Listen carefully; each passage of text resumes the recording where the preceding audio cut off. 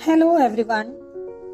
पिछली वीडियो में हमने श्रद्धा मनु शीर्षक का फर्स्ट स्टैंजा समझा था, जिसमें जल प्रलय के बाद निर्जन संसार में अपनी आंखों से भयानक जल प्रलय को देखने के बाद क्षोभ में डूबे मनु से उनके सौंदर्य की तुलना सागर किनारे लहरों द्वारा फेंकी मणि से करती हुई श्रद्धा उनका परिचय पूछती है। श्रद्धा के मधुर शब्द मनु को किसी भ्रमरी के मधुर गुंजार के समान आह्लादकारी अर्थात मंत्र मुग्ध कर देने वाले लगे। तो आइए अब देखते हैं आगे। एक झटका सा लगा सहर्ष, निरखने लगे लुटे से कौन, गा रहा यह सुंदर संगीत, कुतूहल रह न सका बिरमौन। और देखा वह सुंदर दृश्य, नयन का इंद्रजाल अविराम। कवि जयशंकर प्रसाद जी कहते हैं, एक झटका सा लगा सहर्ष, उस अचानक प्रकट हुई श्रद्धा सुंदरी को देखकर मनु को सहर्ष खुशी का एक झटका लगा। उसके सौंदर्य को देखकर प्रसन्नता का एक झटका लगा और निरखने लगे लुटे से कौन। और मनु उसके सौंदर्य पर अपना सर्वस्व लुटा बैठे उस पर मोहित हो गए।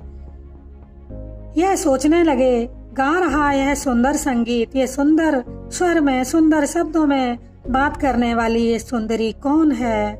कुतूहल रह न सका फिर मौन। फिर मनु के हृदय में उस सुंदरी के विषय में जानने की इच्छा, जानने की कौतूहल उत्सुकता फिर मौन न रह सकी।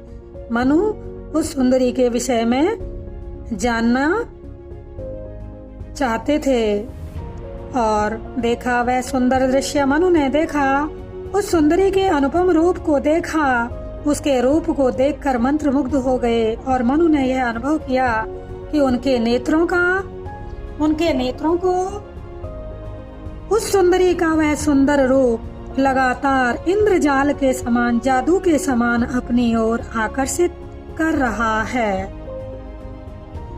कुसुम वैभव में लता समान, चंद्रिका से लिपटा घनश्याम। मनु ने जब श्रद्धा के रूप को देखा, उसके सौंदर्य को देखा, तो मनु को श्रद्धा ठीक उसी प्रकार लगी जैसे कोई सौंदर्यमयी लता फूलों से लदी हुई हो। उसके रूप को देखकर मनु ने यह भी अनुभव किया कि वह ऐसी लग रही है मानो कोई घनश्याम, कोई बादल का टुकड़ा चांदनी में नहाया हो, चांदनी से परिपूर्ण हो, चांदनी चर्चित हो।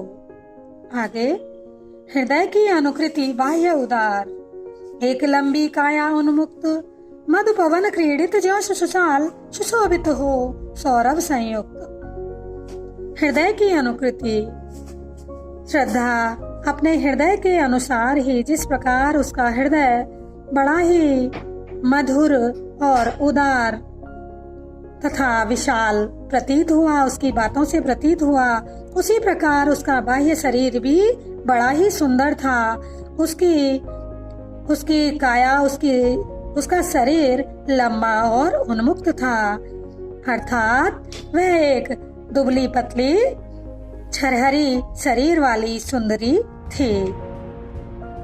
कवि कहते हैं, मनु से मधुर वार्तालाप के दौरान, मनु से बातें करते समय उसका सुंदर शरीर ठीक उसी प्रकार लग रहा था मानो जैसे कोई मधुपवन क्रीडित ज्यों शिशुशाल, कोई साल वृक्ष का शिशु पौधा, बाल पौधा। मधुपवन, मधु का अर्थ है बसंत, बसंत ऋतु की हवाओं के साथ सौरभ युक्त, सुगंध युक्त होकर क्रीडित अठखेलियां खेल रहा हो, इस प्रकार सुशोभित हो रहा था।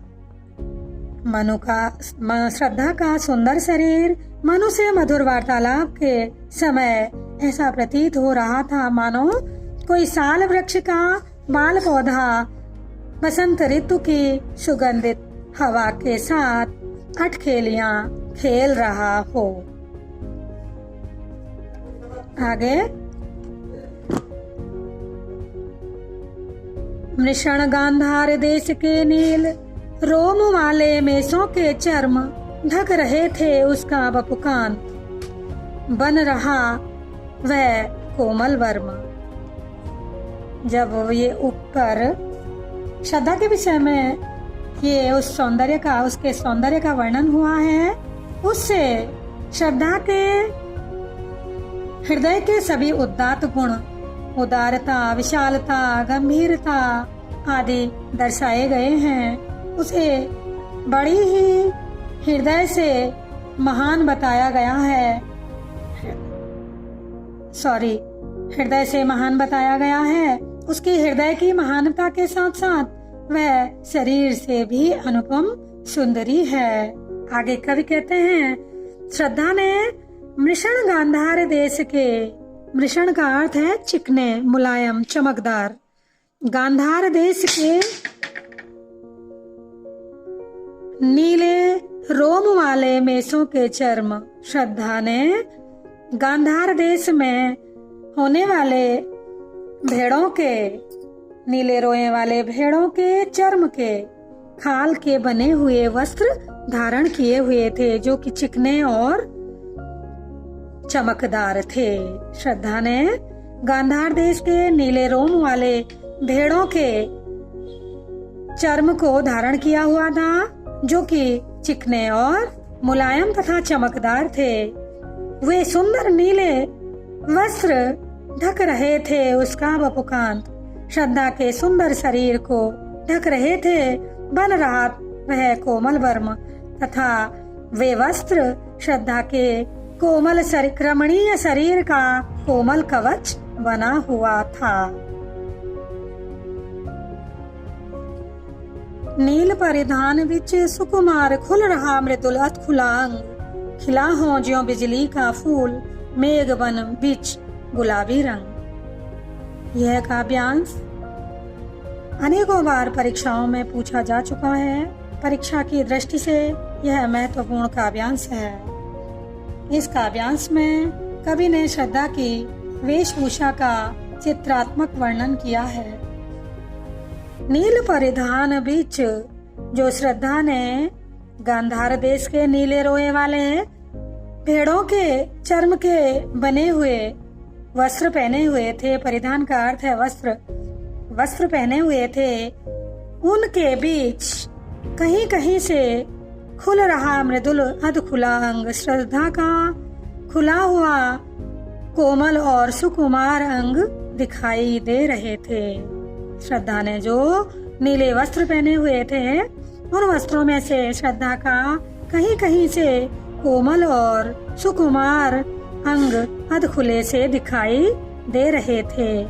उन्हें देखकर ऐसा लग रहा था मानो खिला हो ज्यों बिजली का फूल, मेघ बन बीच गुलाबी रंग। उन्हें देखकर ऐसा लग रहा था मानो मेघ बन, बादलों के बन में, बादलों के बन में गुलाबी रंग, गुलाबी रंग के बिजली के फूल खिले हुए हों। इस प्रकार का सौंदर्य श्रद्धा का लग रहा था। आगे, ओह वह मुख पश्चिम के व्योम, बीच जब घिरते हो घनश्याम, अरुण रवि मंडल उनको भेद, दिखाई देता हो छविदाम। ओह वह मुख, श्रद्धा का वह मुख, वह कांतिमय मुख, वह लालिमा युक्त मुख, जो कि पश्चिम के व्योम, जो कि पश्चिम के आसमान के समान प्रतीत हो रहा था।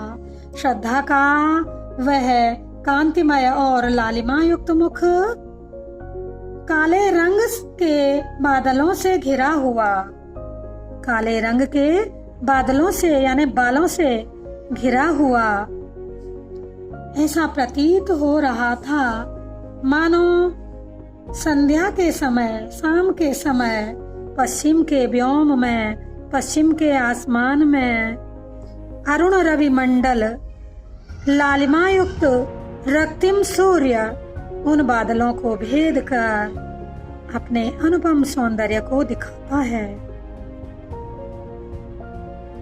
श्रद्धा का वह लालिमा युक्त मुख काले रंग के बादलों से घिरा हुआ ऐसा प्रतीत हो रहा था। काले बालों से घिरा हुआ ऐसा प्रतीत हो रहा था। श्रद्धा का वह लालिमा युक्त कांतिमय मुख उसके काले बालों से घिरा हुआ ऐसा प्रतीत हो रहा था कि मानो संध्या के समय, पश्चिम में सूर्य संध्या के समय पर ही जाता है, कि मानो शाम के समय आकाश में काले बादल घिराए हों और लालिमा युक्त सूर्य उन काले बादलों को भेद कर आकाश में सुशोभित हो रहा हो, सुंदर दिखाई दे रहा हो। यहाँ कवि ने श्रद्धा के अलौकिक और असीम सौंदर्य का चित्र प्रस्तुत किया है।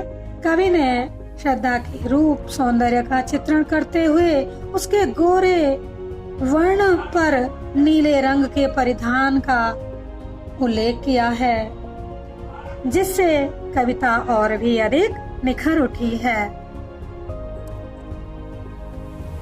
घिर रहे थे घुंघराले बाल हंस अवलंबित मुख के पास, नील घन सावक से सुकुमार सुधा भरने को विदु के पास। कवि कहते हैं घिर रहे थे घुंघराले बाल।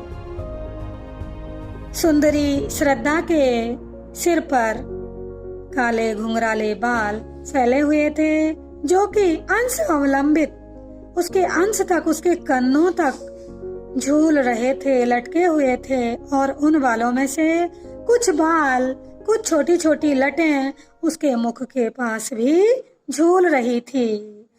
उन मुख के पास झूलती हुई लताओं को देखकर ऐसा लग रहा था मानो नील घन सावक, नीले बादलों के सावक बच्चे सुकुमार, नीले बादलों के बच्चे सुधा भरने को विदु के पास, अमृत भरने के लिए सागर तल में उसे खोजने का प्रयास कर रहे हों।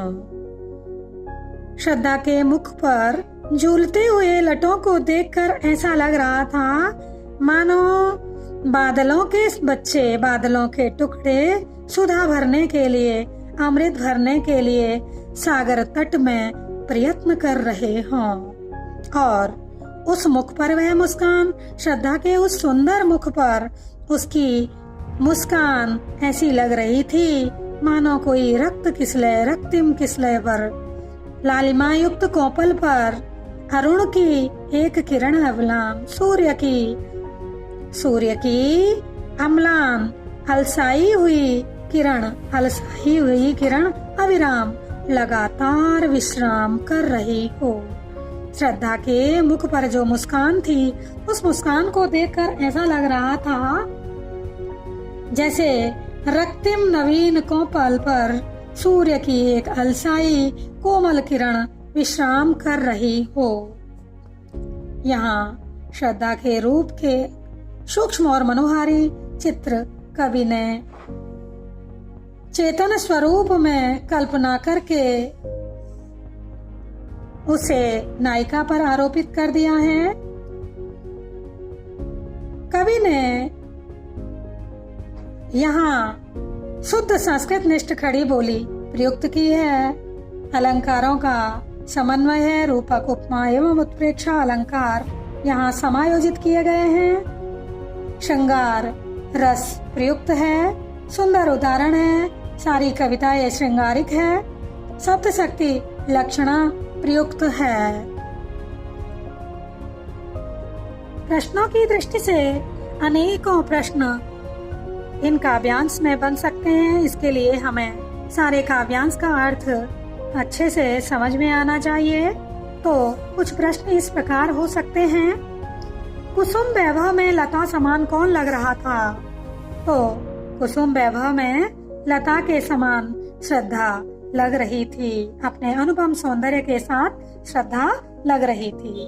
श्रद्धा ने किस प्रकार के वस्त्र धारण किए थे? तो इसका उत्तर होगा, श्रद्धा ने गांधार देश के नीले रोए वाले भेड़ों के चर्म से बने मुलायम और चमकीले वस्त्र धारण किए थे। पश्चिम के व्योम सा कौन लग रहा था? पश्चिम के व्योम के समान श्रद्धा का लालिमा युक्त मुख लग रहा था। अगला प्रश्न हो सकता है, श्रद्धा के मुख पर मुस्कान कैसी थी? जैसे लाल रक्तिम कौपल पर सूर्य की अलसाई किरण विश्राम कर रही हो। जयशंकर प्रसाद जी की भाषा लिखिए। इस काव्यांश में जयशंकर प्रसाद जी ने संस्कृत निष्ठ खड़ी बोली प्रयुक्त की है।